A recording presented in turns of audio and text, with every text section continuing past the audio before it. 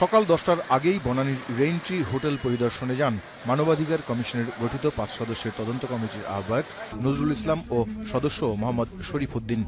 তারা ঘটনাস্থল ঘুরে দেখেন, জবানবন্দি নেন হোটেলের বেশ কয়েকজন কর্মকর্তা কর্মচারীর।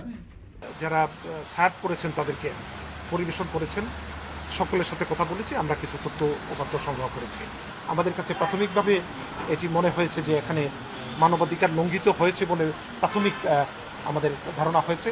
তবে এই বিষয়টি চূড়ান্ত হবে, আমরা তো বলেছি যে অনেকের সাথে কথা বলতে পারিনি, সবটা বলার পর আমরা আমাদের চূড়ান্ত মতামত।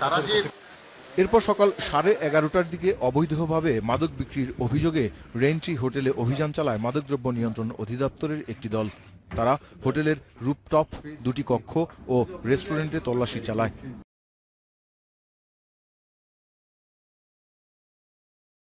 যেহেতু তাদের বার লাইসেন্স নেই, এখানে বিভিন্ন ধরনের অ্যালকোহলিক লিকার সার্ভ করা হয়ে থাকে, বাট আমরা সেই অভিযোগের ভিত্তিতে এখানে এসে আমরা তল্লাশি করেছি।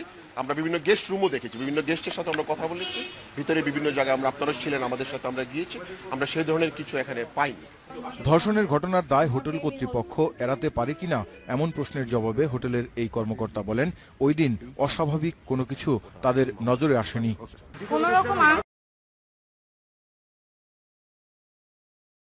ছিল না, কারণ আর্মস তারা ফ্রন্ট অফিসে জমা রেখে তারপরে গেছেন। কোনো রকম আর্মস তারা সাথে নিয়ে যাননি। হোটেল অথরিটির পক্ষ থেকে আমরা কোনো রকম আনইউজুয়াল কিছু দেখিনি, তাদের কাছ থেকে কোনো রকম কমপ্লেইনও পাইনি। এদিকে ধর্ষণ মামলার 2 আসামি সাফাত ও সাকিবকে রিমান্ডে নিয়ে জিজ্ঞাসাবাদ করা হচ্ছে।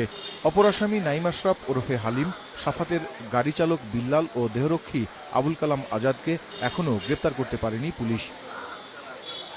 পুলিশ বলছে, পলাতক 3 আসামিকে গ্রেপ্তারে জোর চেষ্টা অব্যাহত আছে।